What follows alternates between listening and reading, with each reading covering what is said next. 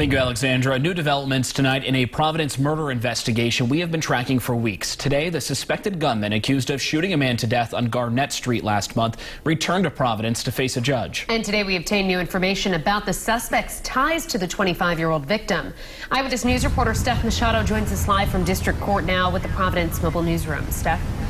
We have been tracking every new development in this murder case since last month. It happened not far from this courthouse where this morning we learned for the first time about the connection between the murder victim, Ja'Cory Sanders, and the men accused of killing him. Count one charge to shoot with the murder of Ja'Cory Sanders with a firearm. Rashawn Banks is the accused gunman in a downtown Providence murder last month, the third man to be charged after he was arrested in Boston last week. Police believe Banks is the one who pulled the trigger. 25-year-old Ja'Cory Sanders of New Bedford was found slumped over in his car on June 17th after police say Banks shot him multiple times. We've now learned Sanders and the murder suspects were members of rival Boston gangs. A police affidavit for Banks' arrest warrant says the two gangs, quote, have been involved in an ongoing feud in the city of Boston, which has resulted in incidents of violence to include shootings and homicides of both factions. The exact motive for killing Sanders is unclear, but police have said Sanders knew the men were after him, even telling the police detail at a nightclub earlier in the night. We know that he was known to them. It wasn't a random shooting. Court documents say the nightclub captured surveillance video of the suspects chasing Sanders as he tried to run to his car. A man on the tape shoots him multiple times.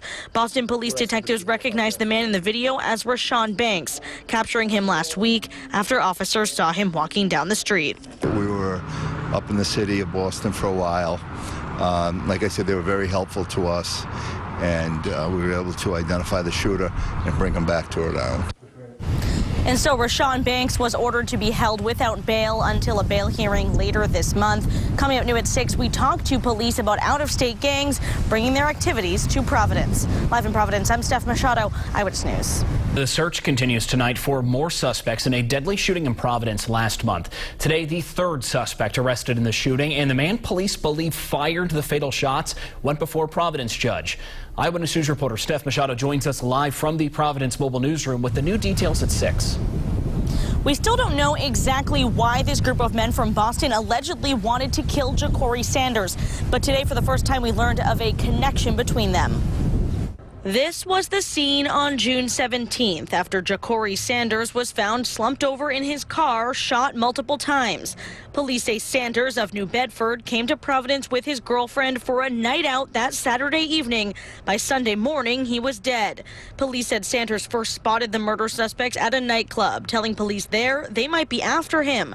Later, walking back to his car on Garnett Street, police say 5 men chased Sanders. Rashawn Banks is accused of shooting him. Banks was captured less than 3 weeks later in Boston. A police affidavit says he and Sanders are members of rival Boston gangs with an ongoing feud that includes other shootings and homicides. Providence Police Major David LePayton says it's not often Boston gang violence migrates to Providence, but it does happen. Once in a while we have to deal with it. And don't forget, we have a good nightlife here, and a lot of them choose to come to Providence for our clubs. And once in a while we'll have a problem. LePayton says most clubs have security and police detail working to prevent violence. But once in a while it's going to happen. And unfortunately, we lost a life a couple of weeks ago. And so we always stay on it and try to improve. And so Rashawn Banks is now off the street behind bars here in Rhode Island, along with Anthony Sharp and George Webb. All 3 are charged with murder, and police say they are looking for at least 2 more suspects. Live in Providence, I'm Steph Machado, Eyewitness News.